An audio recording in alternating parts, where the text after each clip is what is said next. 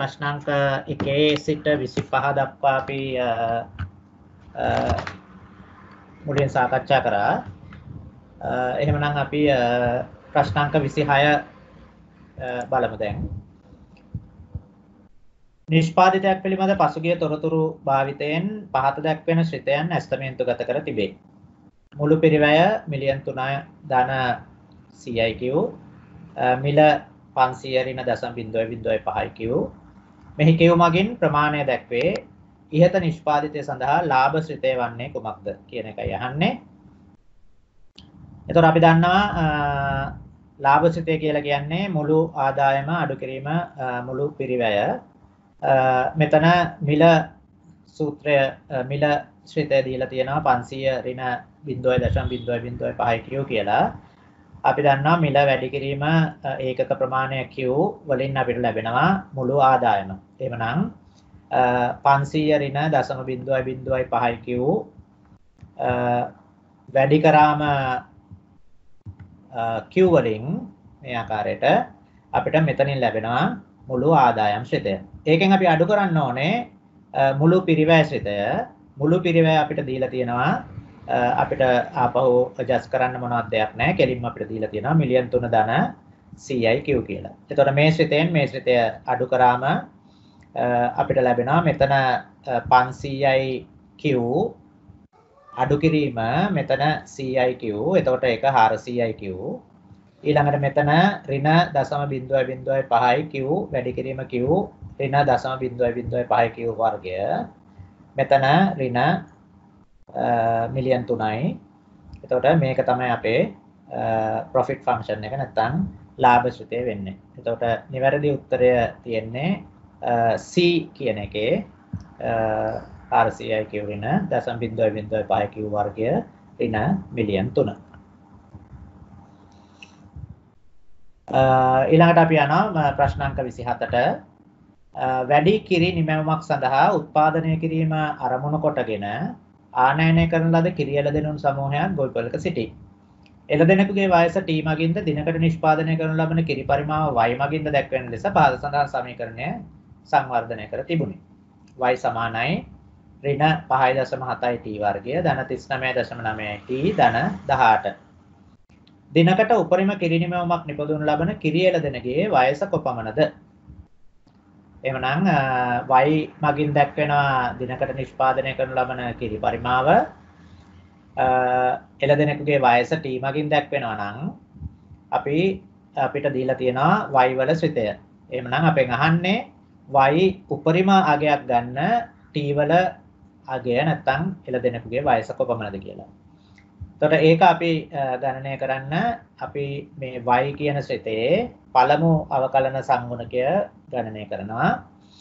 එහෙමනම් ඒක පළමුවෙනි අවකලන සංගුණකය ගණනය කරනකොට මෙතන දෙක ඉස්සරහට ඇවිල්ලා වැඩි වෙනවා. ඍණ දෙවරක් 5.7 11.4යි t ධන 39.9යි. මෙතන t විචල්‍ය නැති නිසා අවකලනය කරාම බිඳුවයි. එහෙමනම් ඍණ 11.4යි t ධන 39.9 සමානයි බිඳුවයි. එහෙමනම් t වල අගය අපිට ලැබෙනවා මේ අවස්ථාවේදී 3.5යි කියලා. එහෙමනම් නිවැරදි පිළිතුර C එළදෙනෙකුගේ වයස අවුරුදු 3මාරයි. ඊළඟට අපි යනවා ප්‍රශ්නාංක 28ට. එක්තරා නිෂ්පාදිතයක මාසික විකුණුම ඒකක 5000ක මධ්‍යයනයකින් සහ ඒකක 2025ක විචලතාවයකින් යුතු ප්‍රමත ව්‍යාප්තියක හැඩය ගනී. ඊළඟ මාසය සඳහා විකුණුම් ඉලක්කය ඒකක 5100ක් ලෙස පිහිටුවා ඇත. පහත සඳහන් ඒවා අතරින් පිහිටුවන ලද ඉලක්කයට පිටුපසින් විකුණුම් කණ්ඩායම සිටීමේ සම්භාවිතාවය කීයද? එතකොට මෙතන ප්‍රමත ව්‍යාප්තියක හැඩය ගන්නවා කියලා තියෙනවා. එහෙමනම් මේ ප්‍රමත ව්‍යාප්තියේ හරි මැද අපිට මධ්‍යයන්ය ලැබෙනවා 5000යි කියලා ඒක දීලා තියෙනවා. ඒ වගේම විචලතාවය ඒකක 2025යි. එහෙමනම් අපි දන්නවා සම්මත අපගමනය කියන්නේ විචලතාවයේ වර්ගමූලය. එහෙමනම් සම්මත අපගමනය 45යි. ඒ අනුව අපිට මේ දීලා තියෙන පොයින්ට් එකේදී Z කියන විචල්‍යය අගය ZD අගය 100 බෙදීම ඒ කියන්නේ 5100 අඩු කිරීම 5000 මේ වෙනස බෙදීම 45 2.22. එහෙමනම් අපෙන් අහන්නේ මොකද්ද? පිහිටවන ලද ඉලක්කයට පසුපසින් විකුණුම් කණ්ඩායම සිටීමේ සම්භාවිතාවය කුමක්ද? පිහිටවන ලද ඉලක්කයට පසුපසින් කියලා කියන්නේ පිහිටවන ලද ඉලක්කය මෙතන තියෙන්නේ. එහෙමනම් ඊට පසුපසින් කියලා කියන්නේ මෙන්න මේ අඳුරු කරලා තියෙන වර්ගඵලය ඇරුණම ඊට වම් පැත්තෙන් තියෙන සියලුම වර්ගඵලය.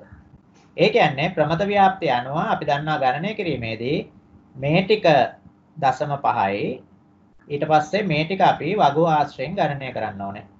ඒතර වගු ආශ්‍රයෙන් ගණනය කිරීම සඳහා අපි වගුව පාවිච්චි කරොත් z සමානයි 2.22ට අපිට එතනින් ලැබෙනවා මේ වර්ගඵලය 0.48668යි කියලා. එහෙමනම් අපිට මේ 0.5ට 0.48668 එකතු කරන්න පුළුවනි. ඒක වඩාත් කෙටි මට හිතෙන්නේ මෙතන මේ ගණනය කරලා තියෙන ආකාරයට වඩා පොඩි කාලයක් ඉතුරු කරගන්න පුළුවන්. එතකොට 0.5ට මේ 0.5ට අපි 0.48668 එකතු කරාම 0.98668ක් ලැබෙනවා. එහෙම නැත්නම් මේ ආකාරයට ගියොත් ඒ කියන්නේ මෙන්න මේ 0.5න් මේ 0.48668 අඩු කරාම අපිට ලැබෙනවා මෙන්න මේ වර්ගඵලය 0.0132 කියලා. එතකොට ඒ වර්ගඵලය අපි මේ මුළු වර්ගඵලය එකෙන් අඩු කරොත් අපිට එතනත් ලැබෙනවා 0.98668. එහෙමනම් ඒ දීලා තියෙන ඉලක්කයට පිටුපසින් සිටීමේ සම්භාවිතාවය 98.668ක් වෙනවා. ඒ කියන්නේ උත්තරය D. දැන් මෙතනදී අපිට ඊ타මාත්ම කෙටි ක්‍රමයක් පාවිච්චි කරන්න පුළුවන් මේ ප්‍රශ්නයේ ස්වභාවය අනුව. අපි මෙතන අරගත්තොත් අපිට දීලා තියෙනවා මේකේ මධ්‍යන්නේ 5000යි දීලා තියෙන ඉලක්කය 5100යි. එතකොට අපි නියත වශයෙන්ම දන්නවා මේ දීලා තියෙන ඉලක්කය මධ්‍යන්නයට දකුණු පැත්තෙන් තියෙන්නේ කියලා. ඒ වගේම අපිට පේනවා සම්මත අපගමනය 45ක් නිසා මේ දීලා තියෙන ඉලක්කය අනිවාර්යයෙන්ම මේ මධ්‍යන්නයට වඩා සම්මත අපගමන 2.22ක් දකුණු පැත්තෙන් තියෙන්නේ. එහෙමනම් අපි දන්නවා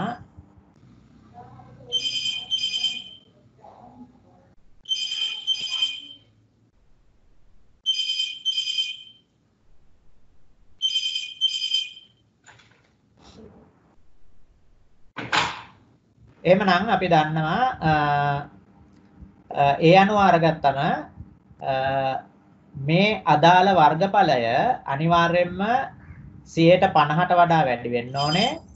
50ට වඩා වැඩි වීමත් ඊටාම සුළු ප්‍රමාණයකින් නෙමෙයි. මොකද මේ වර්ගඵලය තියෙන්නේ සම්මත අපගමන 2.2ක් එහායි. එතකොට අපිට උත්තර ටික බැලුවම අපිට පේනවා පළවෙනි එක තියෙන්නේ 1.32යි. එහෙමනම් මේ මුළු වර්ගඵලය 1.32ක් වෙන්න බෑ. 48.668ක් වෙන්නත් බෑ. ඒක අනිවාර්යයෙන්ම 50ට වඩා වැඩි වෙන්න ඕනේ. 51.32 වෙන්නත් බෑ. මොකද මේ ටික 50යි මේ ටික 1.32ක් වෙනවා කියලා කියන්නේ ඊටාම කුඩා ප්‍රමාණයක්. නමුත් මේක සම්මත අපගමන 2ක් එහායින් තියෙන්නේ. එහෙමනම් අනිවාර්යයෙන්ම උත්තරය වෙන්න ඕනේ 98.68. එතකොට ගණනය කිරීමකින් තොරව අපිට පුළුවන් මේ 98.68 ගෙස් කරන්න. ගෙස් කරා වුණත් ඒක නිවැරදිව ගෙස් කරන්න පුළුවන්. මෙතන ප්‍රශ්නයේ ස්වභාවය සහ මෙතන දීලා තියෙන උත්තර හතරේ ස්වභාවය අනුව. එතකොට ඒ වගේ සමහර ප්‍රශ්න තියෙනවා ඒ වගේ කෙටි ක්‍රමයක් භාවිතා කරන්න පුළුවන් ගණනය කිරීම අඩු කරලා. එතකොට නමුත් නිවැරදිව ප්‍රශ්නය තේරුම් අරගෙන හරියට ගණනය කරනවා නම් මේ විදිහටයි උත්තරය ලබා ගන්නෙ. නමුත් අර මම කියපු විදිහට ගෙස් කරලා උත්තරය ලබා ගැනීමේ හැකියාවකුත් මෙතන තියෙනවා.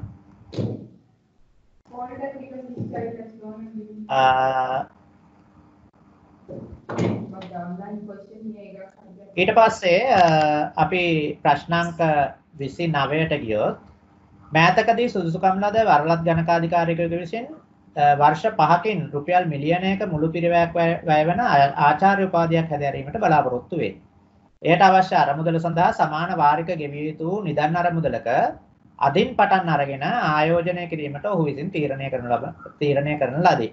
අරමුදල මගින් වාර්ෂිකව 12% බැගින් පොලි උපයනු ලබයි. නමුත් මේක අපි දන්නවා මාසික වාරික ගෙවීමක්.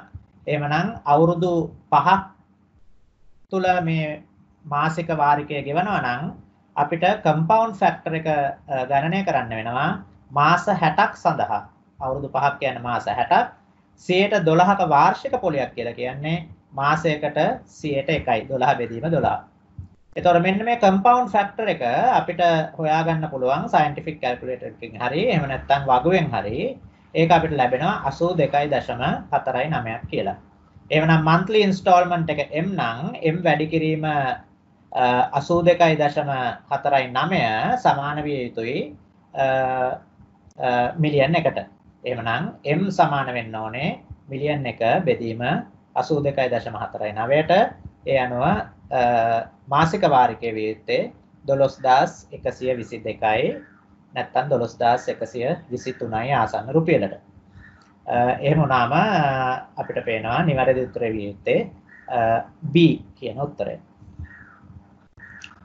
ඊළඟට ප්‍රශ්නාංක 30 10ක වට්ටම් අනුපාතිකයකදී රුපියල් 5000ක අනවරත වාර්ෂිකයක වර්තමාන වටිනාකම present value of a perpetuity perpetuity එකක වර්තමාන වටිනාකම කුමක්ද?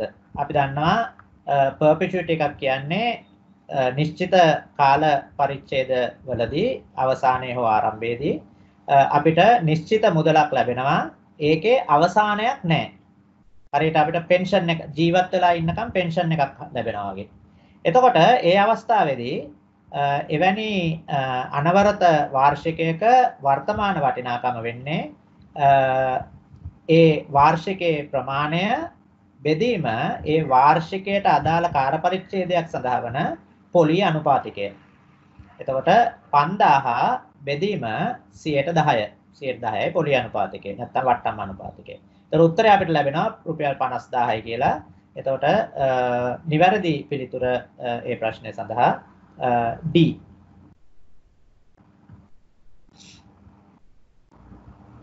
ඊළඟට අපි ප්‍රශ්නාංක 31ට ගියොතින් පළමු මුදල් ප්‍රවාහය සිදුවන්නේ අදයයි උපකල්පනය කරමින් 7%ක දෙන ලද පොලි අනුපාතිකයකදී වර්ෂයකට රුපියල් 8652ක් වන අනවරත වාර්ෂිකයක වර්තමාන වටිනාකම. එතකොට ඉස්සෙල්ලා ප්‍රශ්නේ වගේමයි මේක. රුපියල් 8652ක් වන perpetuity එකක 7%ක වට්ටම් සාධකයක් නැත්නම් පොලි අනුපාතිකයකදී වර්තමාන වටිනාකම මොකක්ද කියලා යහන්නේ. එhmenan 8652 බෙදීම 107 සමානයි 1,23,600යි. ඒ කියන්නේ නිවැරදි පිළිතුර A. නමුත් මේ ප්‍රශ්නයේදී සමහර විට ඕගොල්ලෝ පොඩි වෙනස්කමක් සහිතව මේ ප්‍රශ්නය දිහා බලන්න ඉඩ තියෙනවා. වෙනස්කම තමයි මෙතන කියනවා පළමු මුදල් ප්‍රවාහය සිදුවන්නේ අද කියලා. දැන් ඉස්සෙල්ලා ප්‍රශ්නේ එහෙම දෙයක් තිබුණේ නැහැ. එතකොට සාමාන්‍යයෙන් පළමු මුදල් ප්‍රවාහය කාල පරිච්ඡේදයේ අවසානයේදී වෙනවා කියලා හිතුවොත් එහෙම හිතලා තමයි මේ ගණනය කිරීමත් මෙතන කරලා තියෙන්නේ. නමුත් පළමු මුදල් ප්‍රවාහණය අද වෙනවා කියලා අපි හිතුවොත් ඒ කියන්නේ කාල පරිච්ඡේදයේ මුලදී වෙනවා කියලා උපකල්පනය කරෝතින් මෙතනදී මේ කාල පරිච්ඡේදය අග සිද්ධ වෙනවා කියන මුදල් ප්‍රවාහය කියන්නේ මේ මාසේ මේ අවුරුද්ද නැත්තම් මාසේ අවසානයේ සිට ලැබෙන ගෙවන්නා වූ හෝ ලැබෙන වාර්ෂිකයන්ගේ එකතුව. එතකොට අද ගෙවන හෝ ලැබෙන වාර්ෂිකය ඒ උත්තරයට එකතු කරන්න ඕනේ. එතකොට තමයි අද ගෙවන මුදල් ප්‍රවාහයක වාර්ෂික වටිනාකම ලැබෙන්නේ. එතකොට ඒ අවස්ථාවේදී එහෙමනම් අපි ඒ විදිහට මේක උපකල්පනය කරොත් 1,23,600ට තව 8,652ක් එකතු කරන්න ඕනේ. එතකොට 1,37,000 ගණනක් ලැබෙන්නේ. නමුත් එහෙම උත්තරයක් මෙතන නැහැ. එහෙම උත්තරයක් මෙතන නැති නිසා අපිට සිද්ධ වෙනවා මේකේ ආසන්නතම සහ ගැළපෙනම උත්තරය 1,23,600ක් හැටියට තීරණය කරන්න. ඒ අනුව ප්‍රශ්නේ යම්කිසි වෙනස් ආකාරයකින් අදහසක් දෙනවා නම් එහෙම අරගත්තත් මෙතන ඒකට අදාළව උත්තරයක් නැති නිසා අපි 1,23,600 නිවැරදි උත්තරය හැටියට මෙතනදී අපි සලකනවා. ඊළඟට අපි ප්‍රශ්නාංක 32ට ගියොතින් p සමානයි ඒකකයක මිලවන විටදී පිරිවැය 3800 ඍණ 24යි p සහ ආදායම 410යි p ඍණ 22යි p වර්ගය නම් ඒකකයක ලාභය ප්‍රකාශ කළ හැක්කේ කෙසේද? එතකොට මෙතන අපිට දීලා තියෙනවා ඒකකයක මිල p වෙන වෙබ්කොට පිරිවැය 3800 ඍණ 24යි p කියලා. බැලු බැලමට මේක ඒකකයක පිරිවැය වගේ පේන්නේ කියලා නැති වුණත්. එතකොට ඒකකයක පිරිවැය අපි දන්නවා. සහ ආදායම 410යි p ඍණ 22යි p වර්ගය. එතකොට මෙතනදී පිරිවැය සහ ආදායම කියන දෙකම අපි ඒකකයක් සඳහා කියලා හිතුවොත් ඒකකයක් සඳහා වන ලාභය වෙන්නේ ආදායම 410යි p ඍණ 22යි p වර්ගය අඩු කිරීම 3800 ඍණ 24යි p. ඒ කියන්නේ ඒකකයක පිරිවැය. එතකොට මේක සුළු කරාම අපිට ලැබෙනවා ඍණ 22යි p වර්ගය 410යි p ඍණ ධන 24යි p. එතකොට 434යි p. ඊට පස්සේ මේක ඍණ 3800. එහෙමනම් නිවැරදි උත්තරය A කියන උත්තරය. ඒකෙන් තමයි ඒකකයක පිරිවැය ලැබෙන්නේ. ඊට පස්සේ ප්‍රශ්නාංක 33 D සමානයි 60 ඍණ 5යි p නම් D මගින් මිල ප්‍රකාශ කළ හැක්කේ කෙසේද? ඒ කියන්නේ වෙනත් විදිහකට කියනවා නම් අපිට ඉල්ලුම දීලා තියෙනවා D සමානයි 60 ඍණ 5 කියලා. අපිට මිල උක්ත කරලා මේ සමීකරණය නැවත ලියන්න කියලායි කියන්නේ. එතකොට මිල උක්ත කරලා සමීකරණය ලියුවම අපිට ලැබෙනවා D සමානයි 60 ඍණ 5යි p නම් 5යි p සමීකරණේ වම් පැත්තට එනවා ධන 5යි p වෙලා 60 ඍණ D. එහෙමනම් p සමානයි 60 බෙදීම 5 12යි අඩු කිරීම D බෙදීම 5. එහෙමනම් නිවැරදි පිළිතුර වෙන්නේ B. ඊළඟට ප්‍රශ්නාංක 34 D සමානයි නිෂ්පාදිතයේ ඉල්ලුම වන විටදී නිෂ්පාදිතයක මිල P සමානයි 250 ඍණ D බෙදීම 1.2 නම් නිෂ්පාදිතයේ ඉල්ලුම මිලවන P මගින් ප්‍රකාශ කළ හැක්කේ කෙසේද? දැන් ඉස්සෙල්ලා අපිට දුන්නා P කියන එක දීලා D කියන එක දීලා අපිට කිව්වා P උක්ත කරන්න කියලා. දැන් අපිට කියන්නේ P කියන එක දීලා D උක්ත කරන්න කියලා කියනවා. එතකොට ඉස්සෙල්ලා ප්‍රශ්නය වගේමයි ඒකේ අනිත් පැත්ත කරන් තියෙන්නේ. P සමානයි 250 ඍණ D බෙදීම 1.2. එහෙමනම් මේ D කියන පදය මේ පැත්තට ආවම D බෙදීම 1.2 සමානයි 250 P යන අනිත් පැත්තට ඍණ P වෙලා.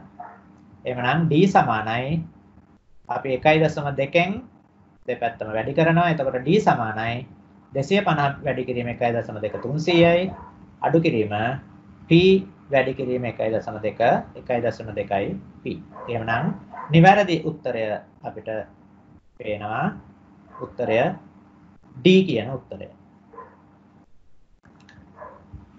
ප්‍රශ්නාංක 35 y සමානයි 8 වන විටදී 20 ඍණ 4යි x සමානයි y කියන සමීකරණයේ විසඳුම වෙන්නේ මොකක්ද කියලා. හොඳයි 20 ඍණ 4යි x සමානයි 8යි නම් y සමානයි 20 ඍණ 4යි x සමානයි y නම් y සමානයි 8යි කියන්නේ අපි 8 ආදේශ කරනවා y වලට. එහෙමනම් සමීකරණය විසඳුවම මේ 4x එක පැත්තකට යනවා ධන 4x වෙලා. එහෙමනම් 8 මේ පැත්තට එනවා ඍණ 8 වෙලා. එහෙනම් 20 ඍණ 8 12යි. එතකොට 4x සමානයි 12 වෙනවා. x සමානයි 3යි. එහෙනම් නිවැරදි උත්තරය A. ඊළඟට ප්‍රශ්නාංක 36 වසරේ මුල් මාස 5 සඳහා විකුණුම් සාමාන්‍ය මාසකට රුපියල් 8250ක් බැගින් වේ. වසරේ අවසාන මාස 4 සඳහා විකුණුම් සාමාන්‍ය මාසකට රුපියල් 8500ක් බැගින් වේ. වසර සඳහා මුළු විකුණුම් රුපියල් 1,02,000ක් නම් 6 වෙනි 7 වෙනි සහ 8 වෙනි මාස සඳහා සාමාන්‍ය විය යුතු වන්නේ කොපමණද? එවනම් මුල් මාස 5ට සාමාන්‍ය විකුණුම් රුපියල් 8200යි. එහෙනම් ඒ මාස 5 මුළු විකුණුම් කියලා කියන්නේ 8200 වැඩි කිරීම 5. ඊළඟට අවසාන මාස 4 මාසකට විකුණුම් රුපියල් 8500යි. එහෙනම් මේ මාස 4 මුළු විකුණුම් 8500 වැඩි කිරීම 4. අවුරුද්දෙම මුළු විකුණුම් 1,02,000යි. එහෙනම් 1,02,000න් පළවෙනි මාස 5 සහ අවසාන මාස 4 විකුණුම් අඩු කරාම අපිට ලැබෙනවා 6 වෙනි මාසයේ සිට 8 වෙනි මාසය දක්වා වූ මාස 3 මුළු විකුණුම් රුපියල් 27000ක් ලෙස. එහෙමනම් ඒ 6 වෙනි මාසයේ ඉඳලා 8 වෙනි මාසය දක්වා වූ කාල පරිච්ඡේදයේ සාමාන්‍ය විකුණුම් මාසයකට 27000 බෙදීම 3 රුපියල් 9000යි. උත්තරය B. ප්‍රශ්නාංක 37 ප්‍රමත ව්‍යාප්තියක මධ්‍යන්නේ 55ක් සහ විචලනය 14.44ක් වේ. 59 හෝ ඊට වැඩි ලකුණක සම්භාවිතාවය ආසන්න වශයෙන් කොපමණද? එතකොට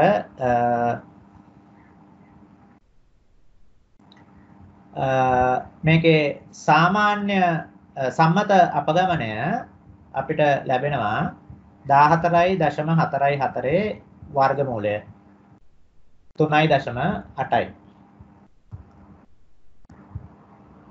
එතකොට මේ අපිට දීලා තියෙන ලක්ෂයේ අගය 59යි. ඒ අගය 59 වෙද්දී අපේ Z අගය ඒ 59 කියන ලක්ෂයේදී Z අගය 59 සහ මධ්‍යන්නේ අතර වෙනස 59 අඩු කිරීම 55 අපි බෙදනවා සම්මත අපගමනය 3.8යි. එතකොට අපිට උත්තරය ලැබෙනවා 1.5යි. එතකොට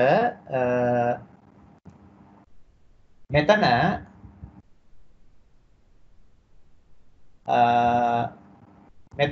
Z අගය අපිට ලැබෙනවා 1.05යි. 1.05යි. එතකොට මෙන්න මේ සම්භාවිතාවය මෙන්න මේ ඒරියා එකේ සම්භාවිතාවය අපිට ගණනය කරන්න පුළුවන්. Z අගය 1.05 වෙනකොට වගුවෙන් අපිට බලා ගන්න පුළුවන් මේ ඒරියා එක නැත්තම් සම්භාවිතාවය 0.35 3.1ක් වෙනවා. 0.35 3.1.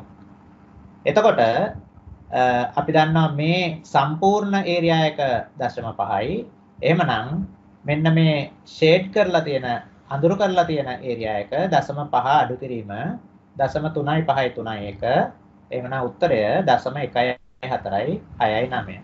අපෙන් අහන්නේ 59 හෝ ඊට වැඩි ලකුණක සම්භාවිතාවය. එතකොට 59 හෝ ඊට වැඩි ලකුණක සම්භාවිතාවය කියලා කියන්නේ මේ අඳුරු කරපු ප්‍රදේශය.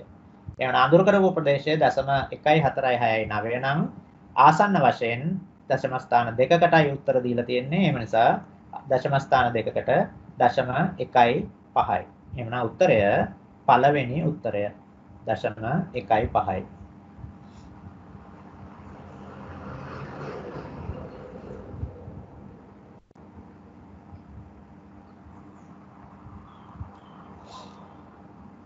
හොඳයි. ඊළඟට අපි එහෙමනම් යනවා ප්‍රශ්නාංක 38ට. ප්‍රශ්නාංක 38 තියරි ප්‍රශ්නයක්. සසම්භාවී නියැදීමේ සාරය වනුයේ. මෙතන තමයි සසම්භාවී නියැදියක මේ තේරුම මොකක්ද කියන එක. සසම්භාවී නියැදියක තේරුම සංගහනයේ එක් නිශ්චිත උපකොටසක සෑම අංගයක්ම තෝරා ගන්නු ලැබේ. දැන් මේ වගේ ප්‍රශ්නයක් කලිනුත් තිබුණා ඔයගලන්ට මතක නම් සසම්භාවී නියැදියකදී නිශ්චිත උපකොටසක අංගයන් අපි තෝරගන්නේ නැහැ. අපි සංගහනයේ සෑම අයිතමයකටම නියැදිය සඳහා තෝරා ගන්නු ලැබීමට සමාන සම්භාවිතාවයක් සහිතව තමයි අපි නියැදිය තෝරගන්නේ සසම්භාවී නියැදියට. එහෙමනම් නිශ්චිත කොටස් වල සෑම අංගයක්ම අපි තෝරාගන්නේ නැහැ. එහෙනම් එක වැරදි. ඒ කියන උත්තරේ වැරදි. සංගහනයේ සෑම n වන සමාජිකයෙකුම තෝරා ගන්නු ලැබේ. නැහැ. ඒකත් වැරදි. සම්මුඛ පරීක්ෂකයන් විසින් කලින් තීරණය කරන ලද සීමාවන් සඳහා විවිධ ස්තරවල සමාජිකයන් තෝරා ගන්නු ලැබේ. ඒ කියන්නේ ස්ට්‍රැටිෆයිඩ් සැම්පලින්. ඒක සසම්භාවී නියැදීම නෙමෙයි. එහෙනම් C කියන එකත් වැරදි.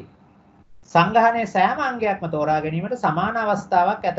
ඒක තමයි සසම්භාවී නියැදියක් කියලා කියන්නේ. එහෙනම් උත්තරය, නිවැරදි උත්තරය D. ප්‍රශ්නාංක 39 බැලුවොත් අලියන්ගේ බර ප්‍රමතව ව්‍යාප්තව වේ. මධ්‍යන්නේ බර කිලෝග්‍රෑම් 5200ක් සහ සම්මත අපගමනය කිලෝග්‍රෑම් 430ක් වේ. කිලෝග්‍රෑම් 6000ට වඩා බරින් යුත් අලියෙකුගේ සම්භාවිතාවය කුමක්ද? අලියෙකුගේ සම්භාවිතාව නෙමෙයි. අතරම මේ අලියෙක්ව තෝරගත්තොත් ඒ අලියා කිලෝග්‍රෑම් 6000කට වඩා බරින් යුක්ත වීමේ සම්භාවිතාවය. ඒතර මෙතන ප්‍රමතව ව්‍යාප්ත වේ කියලා තියෙනවා. එහෙනම් අපි ප්‍රමත ව්‍යාප්තියක් මෙතන සලකන්නේ. මධ්‍යන්නේ 5200යි හරිමද? සම්මත අපගමනය කිලෝග්‍රෑම් 430යි. එහෙමනම් මේ 6000 කියන ලක්ෂයේදී Z අගය 6000 අඩු කිරීම 5200 බෙදීම 430. අපිට උත්තරය ලැබෙනවා 1.86යි කියලා. 1.86යි. එහෙනම් අපෙන් අහන්නේ අලියෙකුගේ බර 6000ට වඩා වැඩිවීමේ සම්භාවිතාවය. ඒ කියන්නේ මෙන්න මේ අඳුරු කරලා තියෙන ප්‍රදේශයේ සම්භාවිතාවය. එතකොට අඳුරු කරලා තියෙන ප්‍රදේශයේ සම්භාවිතාවය කියලා කියන්නේ අපිට වගුවෙන් හැම වෙලාවෙම ලැබෙන්නේ මෙන්න මේ මුළු සම්භාවිතාවය. එහෙනම් මේ මුළු සම්භාවිතාවය 1.86 ලක්ෂය දක්වා හොයලා අපි 0.5න් ඒ ප්‍රමාණය අඩු කරාම අපිට මේ අඳුරු කළ කොටස ලැබෙනවා. එහෙනම්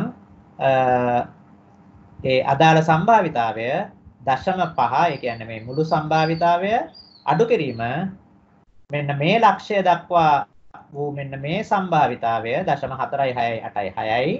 එහෙනම් ඒක අඩු කරාම 0.03යි 1.4යි. එහෙනම් නිවැරදි පිළිතුර A. අපි ප්‍රශ්නාංක 40 බැලුවොත් ආයතනයක් තුල නිපදවන ඉන්වොයිස් වල 3%ක ඉතා බරපතල දෝෂයක්, 6%ක බරපතල දෝෂයක් සහ 12%ක සුළු දෝෂයක් අඩංගු වේ. අහඹු ලෙස තෝරාගත් ඉන්වොයිස් එක බරපතල දෝෂයක් හෝ සුළු දෝෂයක් ඇතිවීමේ සම්භාවිතාවය වන්නේ කුමක්ද? එතකොට මේ ආයතනයක් තුල පිළියෙල කරන ඉන්වොයිස් වල 3%ක ඉතා බරපතල දෝෂයක්, 6%ක බරපතල දෝෂයක් සහ 12%ක සුළු දෝෂයක් තියෙන්න පුළුවන්. ඒ කියන්නේ 12යි, 6යි, 18යි, 3යි, 21යි. එහෙමනම් 79ක දෝෂ නැහැ. අපෙන් අහන්නේ අහඹු ලෙස ඉන්වොයිස් එකක් තෝරගත්තොත් බරපතල දෝෂයක් හෝ සුළු දෝෂයක් ඇතිවීමේ සම්භාවිතාවය. එතකොට බරපතල දෝෂයක සම්භාවිතාවය 6යි, සුළු දෝෂයක සම්භාවිතාවය 12යි. එහෙමනම් ඒ දෙකෙන් ඕනෑම එකක් තිබීමේ සම්භාවිතාවය ඒ දෙක එකතු කරනවා. එකතු කරලා යුතුයි. එහෙමනම් 6ක් සහ 12ක්.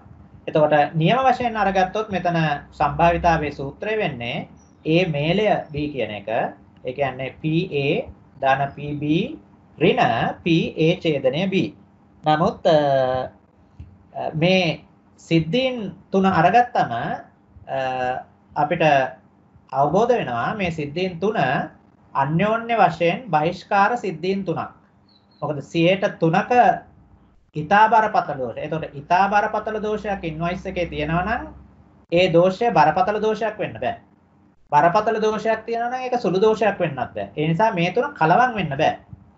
එතකොට අර සූත්‍රය පාවිච්චි කරනකොට PA ධන PB ඍණ PA ඡේදනය B කියලා කිව්වට එතන ඡේදනයට කිසිම සම්භාවිතාවයක් නැහැ. එහෙමනම් PA ධන PB තමයි අන්‍යෝන්‍ය වශයෙන් බහිෂ්කාර සිද්ධීන් දෙක PA මේලය B කියන සම්භාවිතාවය අපිට ලැබෙන්නේ. එතකොට උත්තරය වෙන්නේ 118යි නැත්නම් 0.18යි. එහෙනම් නිවැරදි පිළිතුර B. ඊළඟට ප්‍රශ්නාංක 41 අවසාන කාල පරිච්ඡේදයේදී අවසාන කාල පරිච්ඡේද 15 මත පදනම්ව විකුණුම් වල පෙනෙන ප්‍රවණතාවය y සමානයි 345.12 රින 1.35 x වේ. මෙහි y යනු විකුණන ලද අයිතම ගන්නවන අතර x යනු කාල පරිච්ඡේද ගණන නියෝජනය කරයි. ආකලන පුරෝකතන ආකෘතියක් උපකල්පනය කරමින් දැන් මෙතන අපිට කියන්නේ ආකලන පුරෝකතන ආකෘතිය additive model ගුණාන්‍ය පුරෝකතන ආකෘතිය නෙමෙයි අපි මීට ඉස්සෙල්ලා ප්‍රශ්නයක් සාකච්ඡා කරා ගුණාන්‍ය පුරෝකතන ආකෘතිය නැත්නම් multiplication model පාවිච්චි කරලා මේක තියෙන්නේ ආකලන පුරෝකතන ආකෘතිය උපකල්පනය කරමින් 16 වන කාල පරිච්ඡේදයට ඍණ 23.62ක ඍතුමය සාධකයක් තිබේ නම් එම කාල පරිච්ඡේදය සඳහා විකුණුම් පුරෝකතනය ආසන්න මුළු ඒකකයකට කීයද කියලා අහන්නේ. එහෙනම් අපිට ප්‍රතිපායන සමීකරණය දීලා තියෙන්නේ y සමානයි 345.12 ඍණ 1.35 x කියලා.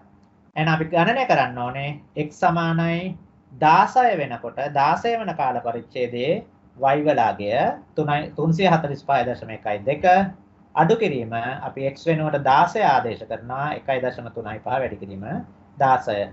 එතන උත්තරය අපිට ලැබෙනවා 323.52යි. එතකොට මේක ආකලන පුරෝකතන ආකෘතියක් නිසා අපි සීසනල් ෆැක්ටර් එක එහෙම නැත්නම් ඍතුමය සාධකය අපි මේකට එකතු කරනවා. ගුණාන්‍ය ආකෘතියකදී ඍතුමය සාධකයෙන් වැඩි කරනවා. ආකලන ආකෘතියකදී ඍතුමය සාධකය එකතු කරනවා. එහෙමනම් 323.52ට ඍණ 23.62ක් එකතු කරාම ඒක අඩු වෙනවා.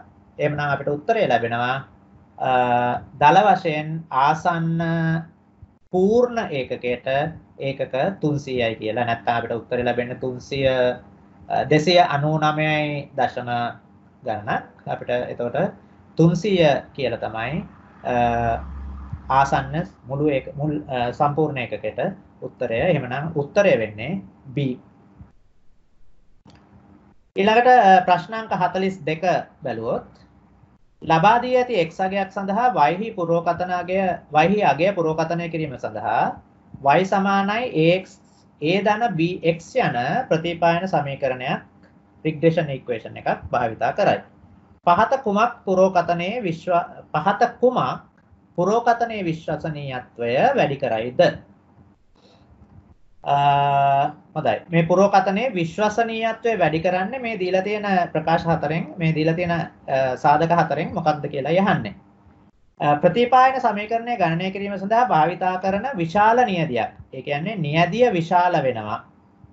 අපි දන්නා සාමාන්‍යයෙන් නියදිය විශාල වෙන්න ප්‍රතිපායනයේ නිරවද්‍යතාවය වැඩි වෙනවා. සමීකරණය ගණනය කිරීම සඳහා භාවිතා කරන නියදියේ පරාසයට පිටින් x අගයන් පුරෝකතනය කිරීම. අපි දන්නා සමීකරණය ගණනය කිරීමට යොදාගත්තු නියදියේ පරාසය ඇතුලේ පුරෝකතනයක් කරොත් තමයි ඒක වඩාත් නිවැරදි වෙන්නේ. කෙසේ වෙතත් අපි ඒකට කියනවා ඉන්ටර්පොලේෂන් කියලා.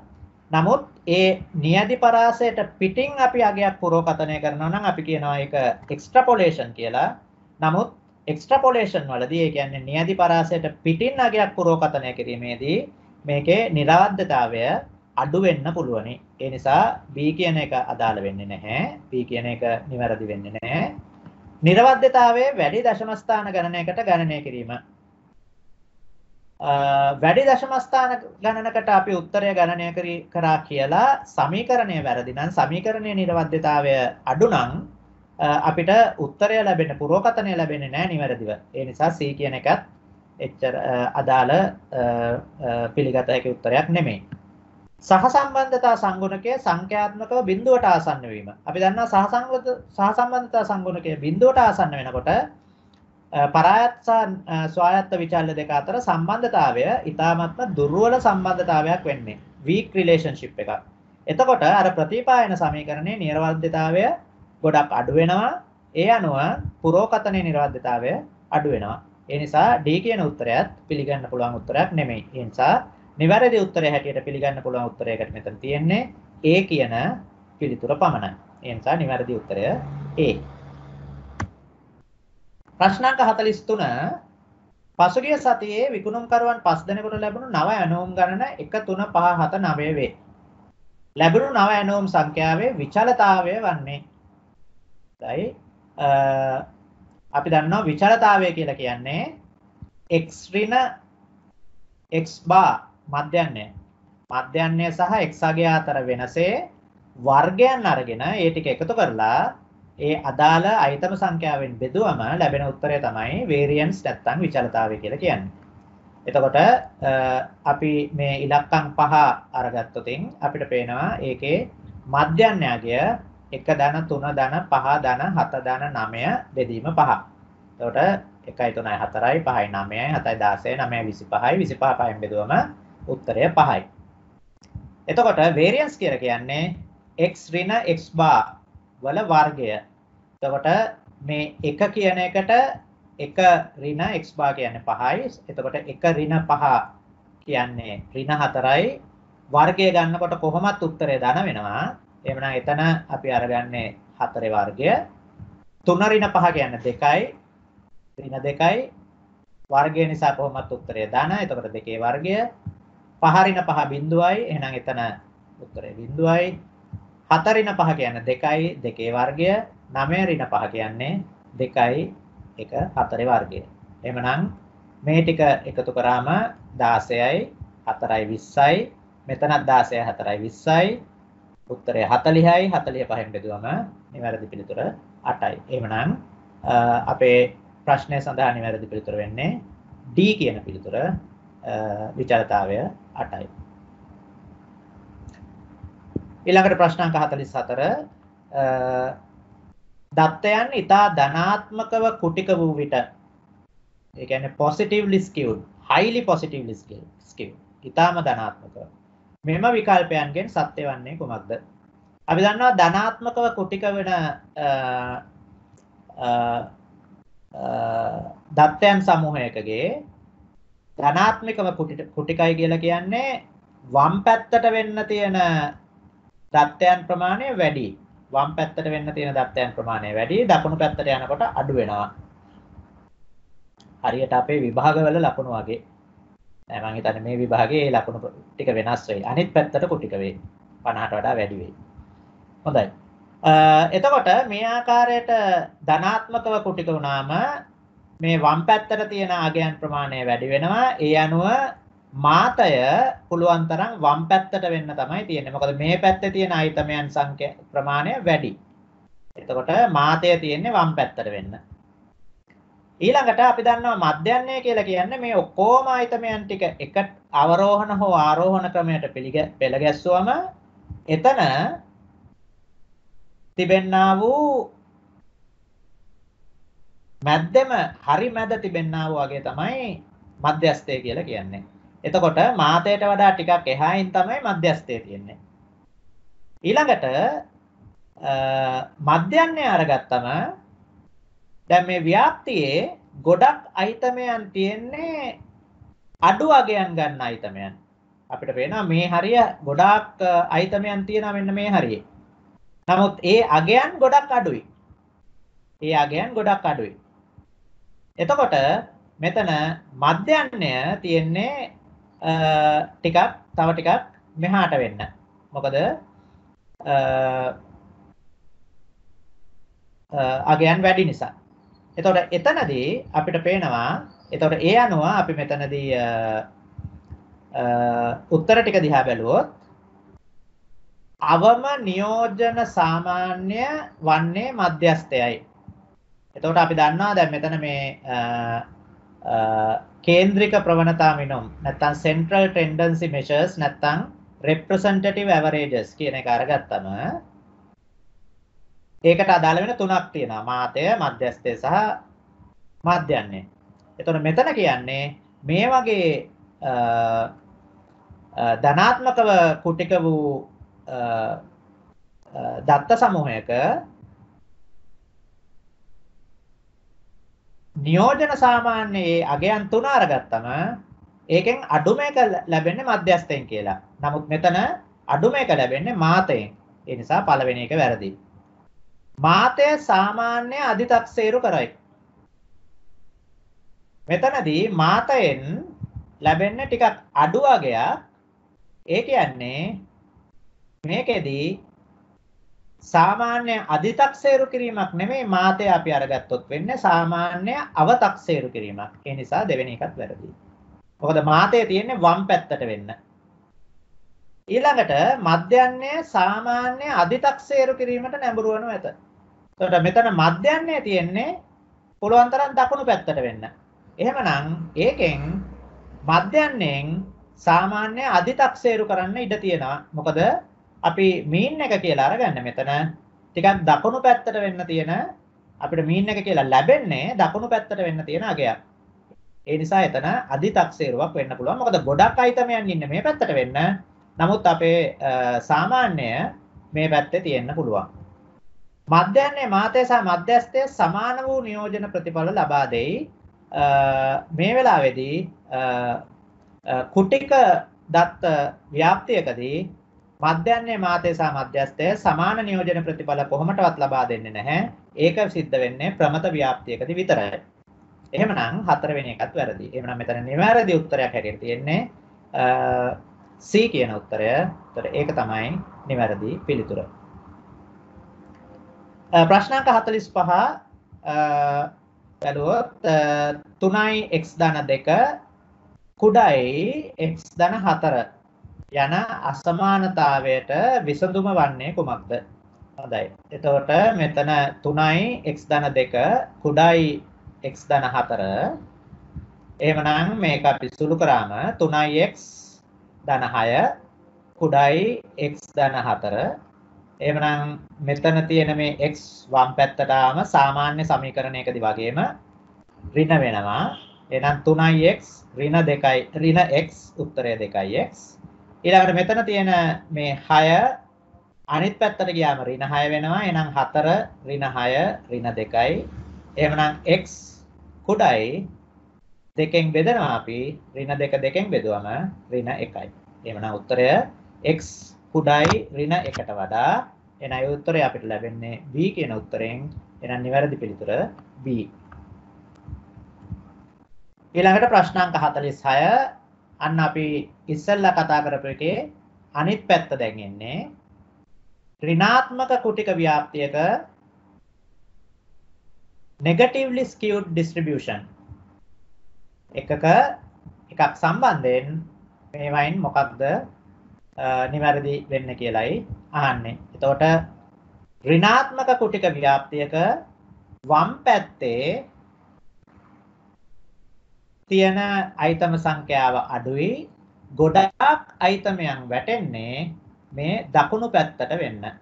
ගොඩක් අයිතමයන් වැටෙන්නේ දකුණු පැත්තට වෙන්න. එතකොට යම්කිසි විභාගයකදී අපි හිතමු ශිෂ්‍යයන් හොඳ ලකුණු වාර්තා කරේ නැත්නම්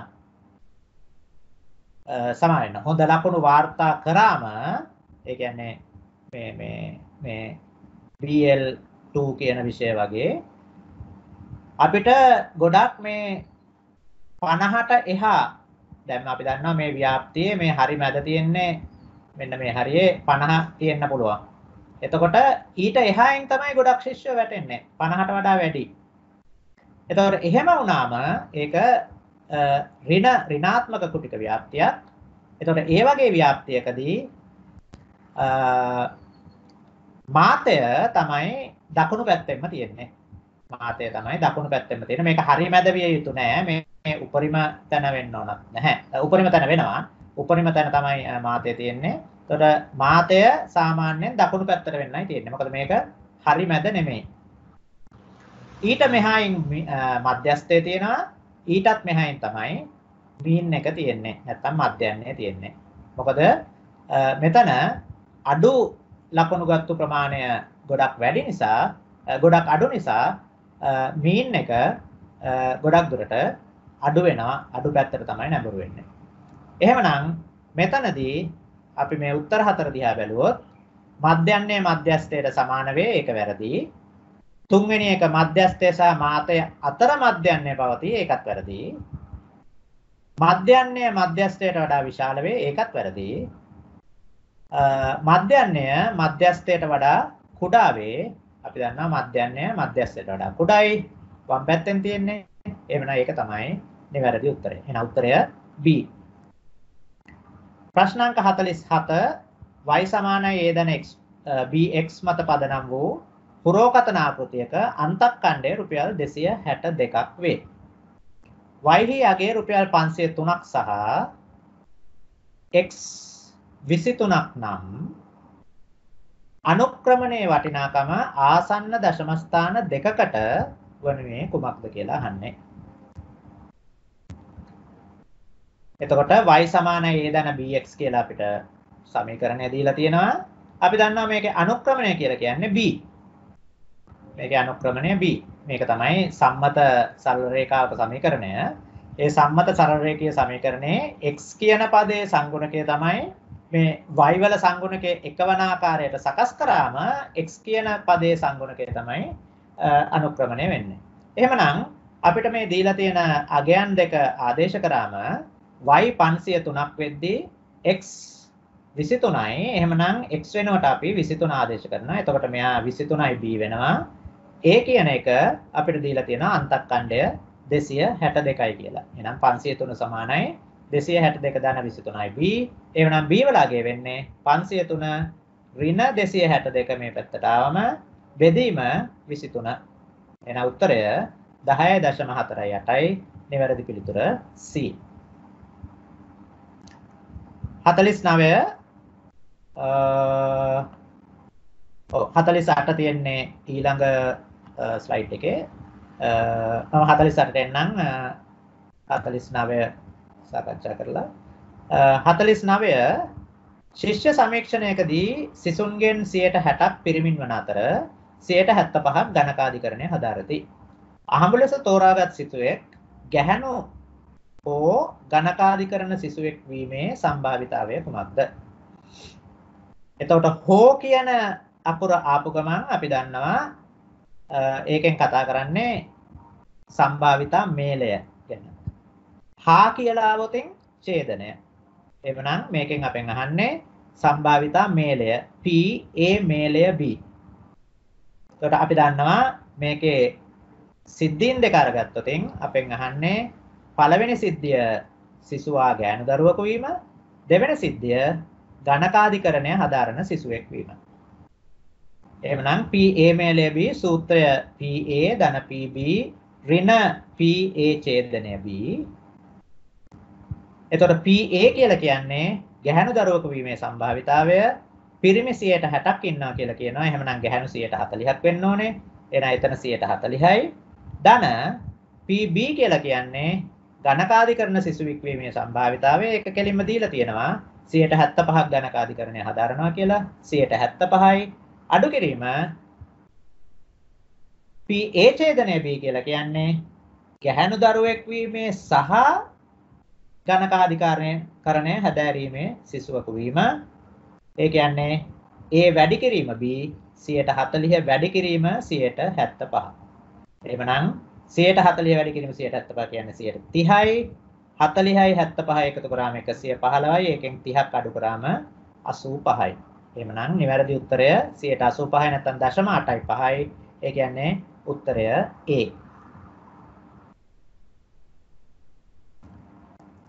මෙතන අපිට ප්‍රශ්න අංක 48 මේ ස්ලයිඩ් එකට ආපු නිසා මගේ අරුණා ප්‍රශ්න අංක 48 මේක තියරි ප්‍රශ්නයක්.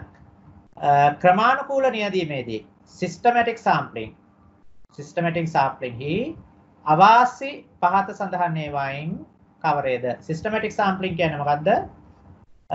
අපි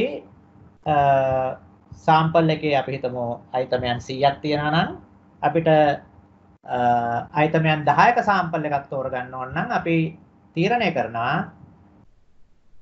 හැම අයිතම 10කටම වරක් තියෙන අයිතමය අපි තෝරගන්නවා කියලා. ඒ කියන්නේ උදාහරණයක් හැටියට අපි 3 වෙනි අයිතමෙන් පටන් ගත්තොත් 3 වෙනි අයිතමය, 13 වෙනි අයිතමය, 23 වෙනි අයිතමය, 33 වෙනි අයිතමය අන්න ඒ ආකාරයට.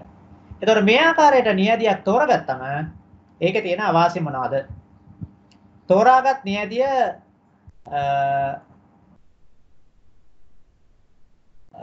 අවාසි නියැදීමේ අවාසි පහත සඳහන් ඒවායින් කවරේද? තෝරාගත් නියැදිය ප්‍රක්ෂග්‍රාහී විය හැකිය. සමහර නියැදි තෝරා ගැනීමේ ශුන්‍ය අවස්ථාවක් ඇති බැවින් නියැදි ක්‍රමය සම්පූර්ණයෙන් අහඹු නොවේ. ඒතර අපි දන්නවා ඒක අවාසියක්. මේ දෙවෙනි එක ස්ථිර වශයෙන්ම අවාසියක්. සංගාහනයේ එක් අයිතමය පිළිබඳ పూర్ව දැනුම අවශ්‍ය වේ. නියැදියක් තෝරා ගැනීමේදී මොන ක්‍රමය භාවිතා කළත් පූර්ණ දැනුමක් අවශ්‍ය වෙන අවස්ථාව අඩුයි. stratified sampling වලදී ඇරෙන්න. එතකොට කොහොමත් මෙතනදී systematic sampling වලදී පූර්ණ දැනුම අවශ්‍ය වේ කියන එක අවාසියක් නෙමෙයි.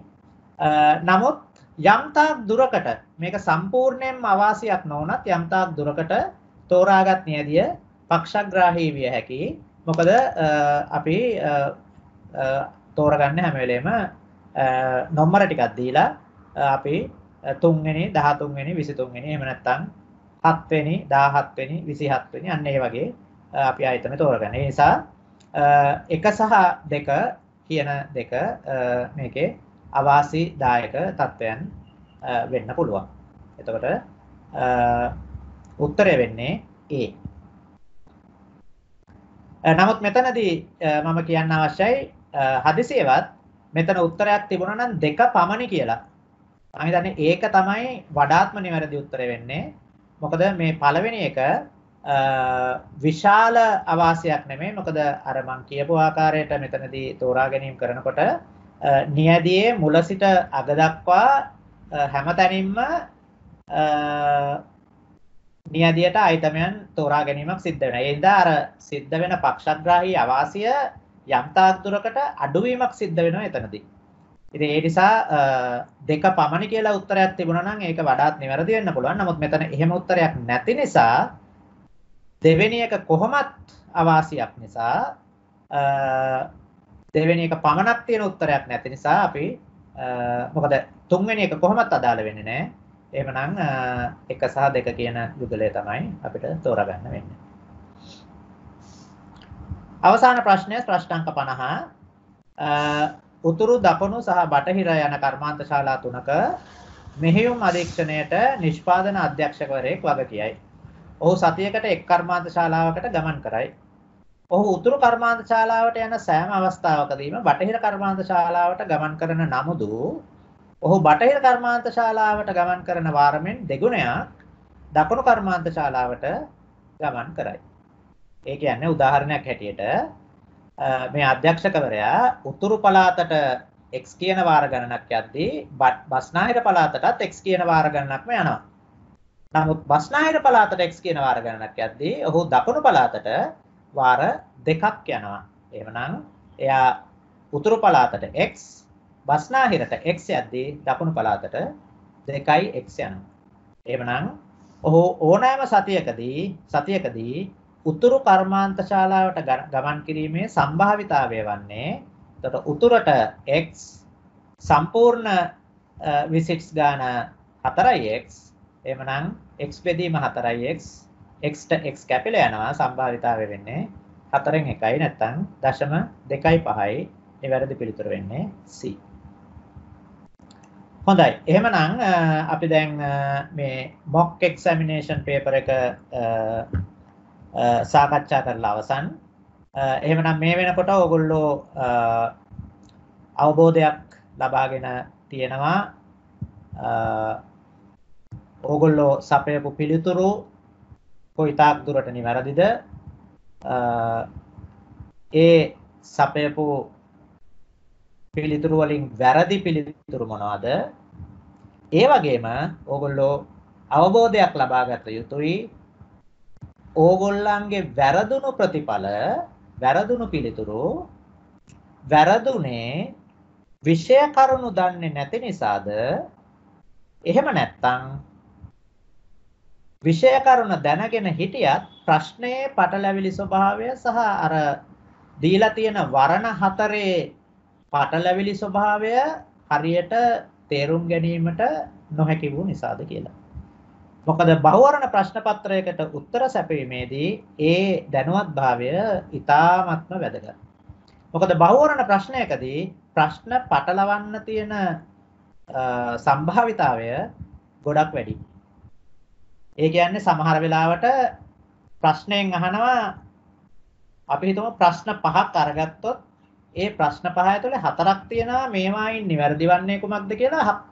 ඒ මැද්ද එක ප්‍රශ්නයක් තියෙනවා මේවායින් වැරදි වන්නේ මොකක්ද කියලා. ඒතර වැරදි වන්නේ මොකක්ද කියලා අහන එකටත් සමහර විට ඒ ප්‍රශ්නය කියවන්න පුළුවන් ළමයා නිවැරදි වන්නේ කුමක්ද කියන එක අනුව. ඊළඟට සමහර ප්‍රශ්න තියෙන්න පුළුවන් බොහොම ඒ ප්‍රශ්නවලට උත්තර සැපිය හැකි ආකාර කීපයක් තියෙන්න පුළුවන් ළඟින් යන. ඒ කීපයම නිවැරදි කියලා කියන්න බෑ. සමහර ඒවා වැරදි. නමුත් ළඟින් යනවා. ළමයාට වැරදෙන්න පුළුවන්. එතකොට අර උත්තර හතර ඇතුලේ ඒ වැරදි ක්‍රමයකට ප්‍රශ්නය attempt කරත් ඒ වැරදි උත්තර ඒ ලැබෙන වැරදි උත්තරයත් අර අතරේ තියෙන්න පුළුවන්. එතකොට ඔයගොල්ලෝ හදිසියෙවත් ඒ වැරදි ක්‍රමයකට ප්‍රශ්නය attempt කරලා ඒ වැරදි උත්තරය අරගත්තොත් ඒ වැරදි උත්තරය තියෙනවා. ඒක නිවැරදි උත්තරය හැටියට උත්තරය ලකුණු කරන්න පුළුවන්. එතකොට අන්න ඒ වගේ බහුවර්ණ ප්‍රශ්න පත්‍ර වලට ප්‍රශ්න පත්‍ර වලටම ආවේනික වූ යම් දේවල් තියෙනවා. ඔයගොල්ලෝ ඉතාමත්ම හොඳින් අවබෝධ කරගන්න ඕන. ඊළඟට ඕගොල්ලෝ මම හිතනවා මීට කලින් අපි සාකච්ඡා කරපු පයිලට් පේපර් එකත් ඕගොල්ලෝ කරන්න ඇති. ඒකේ සාකච්ඡාව සමහර විට නරඹන්නට ඇති. මේ ප්‍රශ්න පත්‍රයේ ඒ පයිලට් පේපර් එකේ එක පොදු ලක්ෂණයක් අපිට දකින්න පුළුවන්. ඒක තමයි පළවෙනි ප්‍රශ්න 30ට ගත වෙන කාලයට වඩා අවසාන ප්‍රශ්න 20ට ගත වෙන කාලය ඉතාමත්ම අඩුයි. වෙනත් විදිහකින් කියනවා නම් අවසාන ප්‍රශ්න 20 complications අඩුයි, ව්‍යාකූලතාවයන් අඩුයි, ඒකට යන කාලය අඩුයි. එතකොට මම මොකද්ද මේකෙන් කියන්න අදහස් කරන්නේ? ඕගොල්ලන්ට තියෙන පැය දෙකයි විනාඩි 120යි. අර මුලින් තියෙන ප්‍රශ්න ටිකත් ව්‍යාකූලත්වයෙන් වැඩි නිසා ඕගොල්ලෝ ඒ ප්‍රශ්න වලට වැඩිපුර කාලයක් ගන්න ඉඩ කඩක් තියෙනවා. ඒකට කමක් නැහැ. මොකද මෙතනදී හැම ප්‍රශ්නයක්ම එක හා සමාන නැති නිසා ව්‍යාකූලත්වයෙන් වැඩි ප්‍රශ්න වලට ටිකක් වැඩිපුර කාලය අරගෙන ඒක කාලය බැලන්ස් කරාට ප්‍රශ්නයක් නැහැ. එහෙම කරන්න ඕනේ. ඒ ව්‍යාකූලත්වයේ වැඩි ප්‍රශ්න වලට ටිකක් වැඩිපුර කාලය ගන්නත් ඕනේ. නමුත් ඒකට ගොඩක් වැඩිපුර කාලය අරගෙන අවසාන ප්‍රශ්න 20ට කාලය නැති වුණොත් ඒකෙන් අදහස් කරන්නේ ඕගොල්ලෝ අර ලේසි ප්‍රශ්න 20ක් ඒ ලේසි ප්‍රශ්න 20කින් ලබා ගන්න තිබිච්ච ලකුණු ටික අපරාධේ නැති කරගත්තා කියලා. ඒ නිසා හැබැයි මට ස්ථිර වශයෙන්ම කියන්න බෑ පයිලට් පේපර් එකේ මේ මොක් එක්සැමිනේෂන් පේපර් එකේ පළවෙනි ප්‍රශ්න 30 ටිකක් අමාරු වෙලා අවසාන ප්‍රශ්න 20 ලේසි වුණා කියලා ඕගලන්ට විභාගයේදී හම්බ වෙන ප්‍රශ්න පත්‍රයේත් ඒ එහෙමම වෙනවා කියලා කියන්න අමාරුයි. එහෙමම කියන්න බෑ මට පුරෝකතනයක් කරන්න බෑ ඒ විදිහට. ඉතින් ඒ නිසා නමුත් මේ ප්‍රශ්න පත්‍ර දෙකේ මේ ලක්ෂණය තියෙන නිසා ඒ ගැන ටිකක් සැලකිලිමත් වෙන්න. නමුත් සමහර විට විභාගයට ලැබෙන ප්‍රශ්න පත්‍රයේ අනිත් පැත්ත වෙන්න පුළුවන්. මුලින් ප්‍රශ්න ටික ලේසි වෙලා අන්තිම ප්‍රශ්න ටික අමාරු වෙන්න පුළුවන්. එතකොට ඔයගොල්ලෝ මුලින් ප්‍රශ්න වලට වැඩියෙන් කාලය ගත කරොතින් අවසාන ප්‍රශ්න වලට ප්‍රමාණවත් කාලයක් ඉතුරු නොවෙන්නත් පුළුවන්. ඒ නිසා හැම වෙලේම මේ ප්‍රශ්න දිහා බලනකොට ප්‍රශ්නය කියවගෙන යනකොට ඕගොල්ලන්ට තේරෙන්න ඕනේ මේක මේ ටිකක් අමාරු ප්‍රශ්නයක්ද ලේසි ප්‍රශ්නයක්ද හැකිතාක් ඉක්මනින් ප්‍රශ්නය අමාරු උනත් ලේසි උනත් හැකිතාක් ඉක්මනින් ඒ ප්‍රශ්නයට උත්තරය ලබා ගන්න උත්සාහ කරන්න. කොච්චර අමාරු ප්‍රශ්නයක් වුණත් දැන් අපි දන්නවා මෙතන ප්‍රශ්න 50ක් තියෙනවා විනාඩි තියෙන 120යි සාමාන්‍ය ගත්තොතින් 120 බෙදීම 50 කියලා කියන්නේ විනාඩි 1.4යි. ඒ කියන්නේ විනාඩි 1යි තත්පර 24ක් වගේ කාලයක් තමයි අපි හිතමු විනාඩි 1මාරයි කියලා. විනාඩි 1මාරක් වගේ කාලයක් තමයි මේ එක ප්‍රශ්නයක් සඳහා තියෙන්නේ. හැබැයි මෙතන සමහර ප්‍රශ්න තියෙන්න පුළුවන් විනාඩියකින් කරන්න පුළුවන් කියලා. ඒ නිසා සමහර ප්‍රශ්න වලට විනාඩි 2ක් වගේ අවශ්‍ය වෙන්න පුළුවනි. හැබැයි කොයිම අවස්ථාවකදීවත් ඕගොල්ලන්ට පේනවා නම් යම්කිසි ප්‍රශ්නයකට උපරිම වශයෙන් විනාඩි 3කට වඩා වැය කරන්න වෙනවා කියලා ඒ වගේ ප්‍රශ්නයක් අතහැරලා යන එක වඩාත්ම උචිතයි. මොකද විනාඩි 3කට වඩා කාලයක් වැය කරන්න යනවා කියලා කියන්නේ සමහර විට ඕගොල්ලන්ට මේ ප්‍රශ්නය හරියාකාරව තේරිලා නැහැ කියන එක වෙන්න පුළුවන්.